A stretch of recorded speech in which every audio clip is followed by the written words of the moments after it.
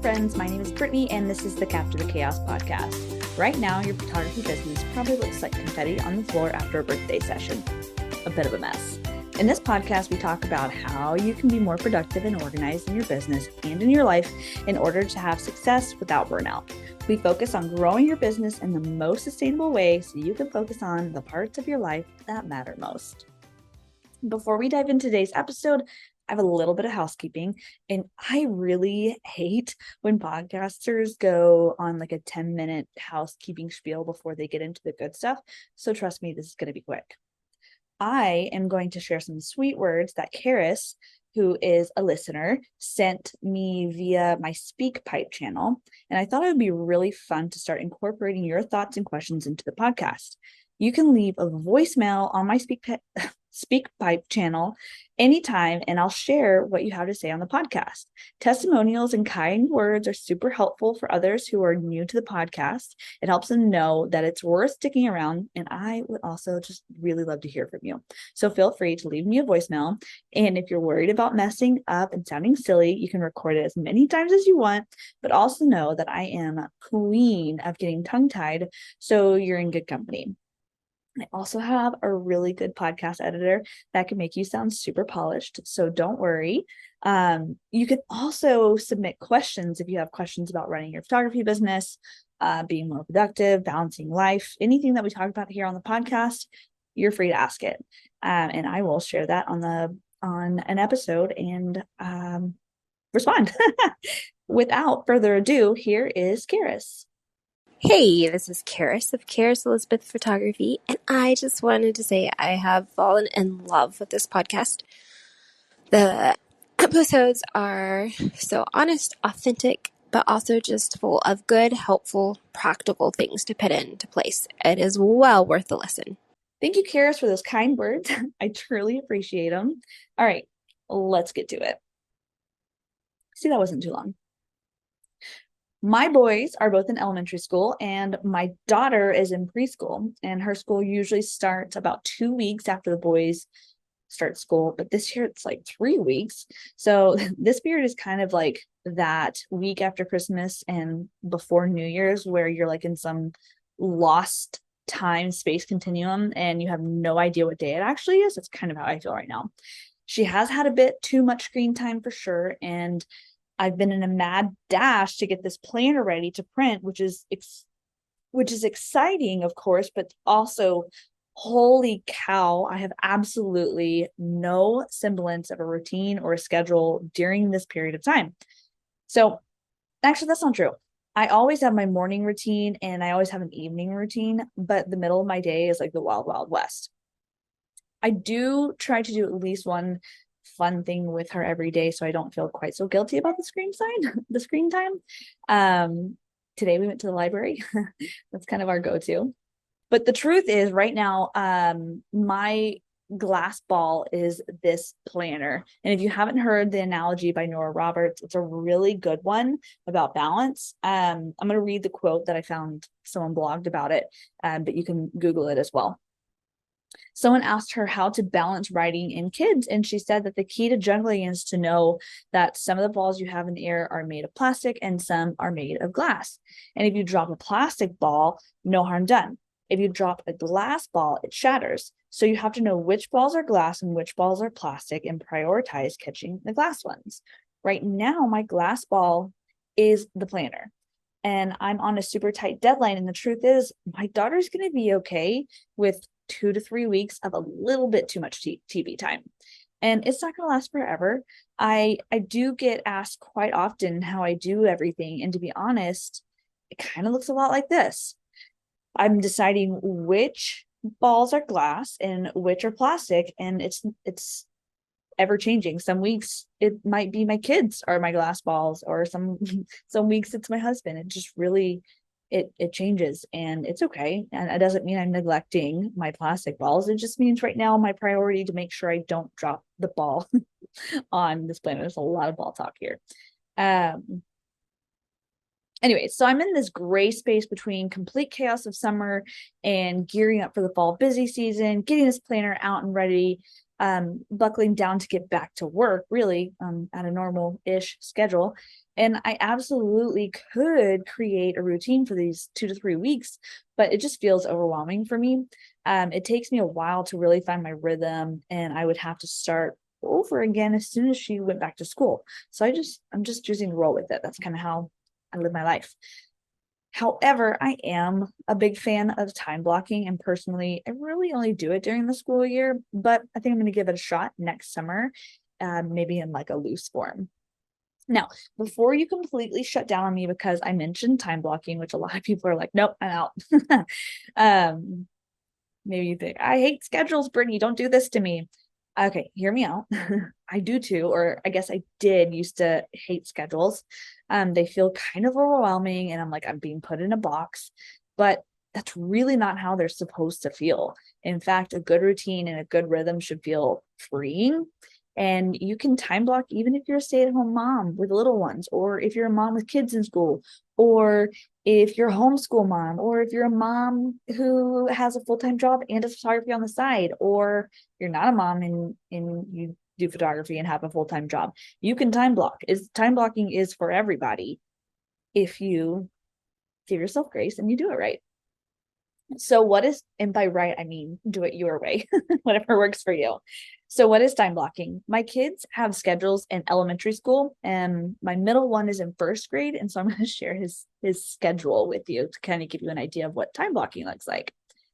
So they arrive, they do their morning work, they do their announcement, and they have morning meeting until about 8:20 in the morning. And then they have literacy for 2 hours, followed by recess for 30 minutes and lunch for 30 minutes. After lunch, they have math for an hour and a half, and then something called inquiry and innovation for 45 minutes, but it sounds fun, whatever it is. And then they have what they call amped, which is PE, art, music. And those are on rotating days, which does make me a little sad because I wish that they had PE every day. And I also wish that they had art and music more than just once a week, but it's fine. That's a combo for another day. They end the day with dismissal procedures. So this is essentially a time block schedule. The teachers don't have to make decisions about when math is going to be, when they're going to work on reading, and etc. Every little decision that we make puts a little bit of stress on our body or our brain. The more decisions we make in a day, the more fatigued we become. Our brains only have a certain capacity to make decisions, and when the capacity is depleted, we're exhausted. Those days you just kind of like you're mentally drained. It's probably because you had to make more decisions than you actually had the bandwidth for. Creating a time block schedule takes a huge chunk of those decisions off your plates, resulting in being less mentally drained. I'll get to what we do during those time blocks in a bit, but first, let's take a look at time block schedule for a mom and a business owner. And I'm going to use myself as an example because I only just now got an idea of using somebody else, and that would be really fun. So if you want to do a time block schedule on the podcast, like hit me up. Let's do this. That'll be so much fun. But for now, it's going to be me. Anyways, think of your time like you would a budget. You have 24 hours in a day. Everyone has 24 hours in a day. Everyone has 7 days in a week. How are you going to spend your time? Well, first, if you've been around for a while, you know that I love a good old-fashioned time audit, and I'm not going to go into details about it, but go listen to I think it's episode 38. After you do a time audit on your schedule, you're going to put all of your tasks into blocks. And I personally like to do 6 different blocks. I've heard someone doing 5 blocks. Maybe you do more blocks. I think the more simple it is, the better it's going to work for you.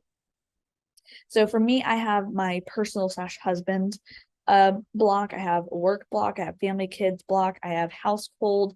I have morning routine. I have evening routine. And to be quite honest, sometimes it merges together a little bit. Like obviously my husband also goes into family time as well, but I'm in my mind, in my blocks, my husband is more like the date night kind of blocks, or the time where we were spending one-on-one time together, where we're making stupid TikToks together, which we haven't done in a while. So we need to do one of those one night because that's fun. Sometimes my exercising goes into my morning routine. I mean, my part of my exercise does go into my morning routine. We'll get to that in a minute. Anyway, so it gets a little bit murky, but I still have pretty defined blocks of what everything fits into.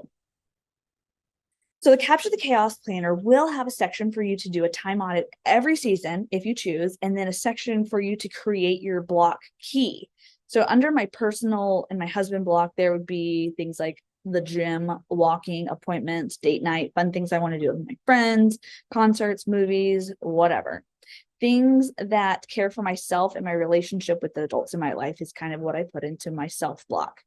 The kids and family block would include drop off, pickup, making lunches, taking them on outings, appointments for them, quality time, and so on. Church as well. I would categorize everything from my time audit into a block. Do what works for you. If you don't have kids, maybe you have a separate block for your spouse. If you have another job outside of the home, you would have a block for that. Then you're going to go and you're going to color code with a highlighter each block. So if I'm doing 6 blocks, I need 6 color highlighters. For a little while, I only had 5 colors of highlighters. And so I did my morning and evening routine as the same color. It worked for me. Do what works for you. There is no hard and fast rules in this, okay? It's only to make your life better. And the simpler it is, the better. Now we're going to plan out a general schedule. I want to know what your week usually looks like. It might change from week to week, and that's fine. For me, Monday through Friday, I am up at 6:20 to get the kids ready for school. I walk after dropping them off. I come home, I shower, I get ready for the day, and then I take my daughter to school on the days that she goes to school. So all of these things are actually my morning routine. And like I said, some of it gets a little bit murky. So a lot of that is kid stuff, but it's stuff I do every morning. So I put it into my morning routine. It just kind of makes sense for me because I do it every day, every week. So it makes it easy for me. The simpler, the better. So my morning routine right now is orange, and I will literally draw a block from 6:20 to 9:20, Monday through Friday. Bloop, bloop, bloop, bloop. You can't see me unless you're watching on video, but I just made a square. Monday, Friday, and Saturday, maybe Wednesday, I plan to go to the gym around 9:30, and it's probably going to change from week to week depending on sports schedules for my kids or my husband's schedule at work, if I can leave my daughter home at home with him. But remember, this is just a general key. So I block that hour-ish in blue on the days that I plan to go to the gym. Then I'm going to schedule my times for work in green for money. So for sure, Wednesday and Thursdays are going to be days that I work, and I might do Tuesdays, or I might leave Tuesdays open for just like a personal day. I haven't really decided. It just kind of depends on my workload. And I also know that I can get some work done Monday through Friday from 3 to 4 because the kids are usually home and they're relaxing and they're watching TV and kind of vegging out after a long day at school. And then my husband gets off work around 4. So I can adjust things as we go. I like to also leave a lot of white space in my time block schedule just because I don't want to overdo it and then feel guilty for not following along with my exact time schedule. By the way, let that guilt go. There's no one monitoring this except for you. So the only person holding you to the schedule is you. It's okay. It's okay if it changes. My evening routine starts around 8:30 after the kids go to bed and lasts until 10:30, 11ish whenever I go to bed. I've been staying up a little later than I did last time I did a podcast episode about my schedule. I think I was going to bed at 10 then. Now it's 11 because I feel like the kids are going to bed so late. I just need a little bit more time. And I'm really enjoying the books that I'm reading. And then Saturday, pretty much all day for the kids, except for my little 1 hour of gym time. And then Sunday, I like to do a house reset. I'm trying to do it in the afternoon and evening. Of course, this isn't the only time I do chores, but a lot of times it just goes into my routine time. And then I'm trying to do better about doing one load of laundry every single day. So I think that'll go as a part of like the tail end of my morning routine. Where I'll dump a load of laundry in before I go take my daughter to school or before I start working. Once you have a general idea of your blocks, and remember, this is going to change from week to week, then you can fill out what you do each day in those blocks. I don't write down my morning and my evening routines in my planner. It's the same every day. I don't have to make decisions on this. I just do it. Again, removing that decision making takes stress off your brain and kind of becomes muscle memory. So what I will write into my planner, actually, hold on, let me back up for a second. If there is something that you're trying to work into your day to day, like you're trying to walk more, you're trying to read the Bible more, trying to have more, whatever it is, drink more water, I don't know, whatever it is that you are trying to do more of and you're struggling to do, I have two tips for you. One, what barriers can you remove to do that? If you're like, I'm going to walk 3 miles every day and you're not even walking half a mile, maybe lower that barrier just a little bit, or maybe instead of every day, you do 3 times a week. And then the other tip is to stack it with something else that you're already doing. So me, I walk after I drop the kids off because I walk part of the way to drop them off anyway. And so then I can just keep walking. And so I did that to make it easier for me to force myself to walk, because when I was driving them to school, I would just drive straight home without even thinking about it. But now I'm walking after dropping them off and I continue walking. So it has helped my walks become a lot more consistent since I started doing that. Anyways, I digress. So what I will write into my planner is specific things that have to be done each day. Like we have soccer practice on Monday, or we have hockey on Thursday, or I have church on one day, like a church meeting on Monday. Usually church is on Sundays for us, but the meetings are on different days.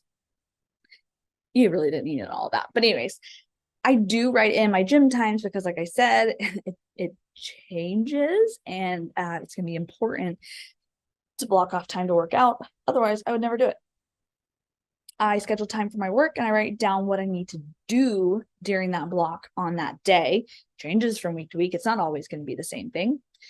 So this is just a very loose overview of what my time blocking looks like as someone with ADD. If you want to play around with some pages that are going to be in the Capture the Chaos planner, you can join the planner launch list and I will send those over to you. You can print them off and play around with them to kind of get a feel without having to actually put it into your planner, because you know that feeling whenever you get a pretty new planner or paper product and you're like, I don't want to write it, I don't want to mess it up. Giving you some papers, you can play with it, get the feel for it. And I'm also linking a video in the show notes for you to watch me create a DIY time block chart if you want to see it in action. I just literally drew it out with like a ruler and a pencil, and then I kind of time blocked a general schedule for myself. So that will also be linked in the show notes. As always, thank you so much for being here. If you have any questions, shoot me a DM on Instagram, send me an email. If you have me on Voxer, send me a Vox. I love hearing from people. It just makes it really feels like a community, and I just so appreciate hearing from you. You can't even know how much it means to me. So thank you guys for being here, and don't forget to subscribe and leave a review if you haven't already.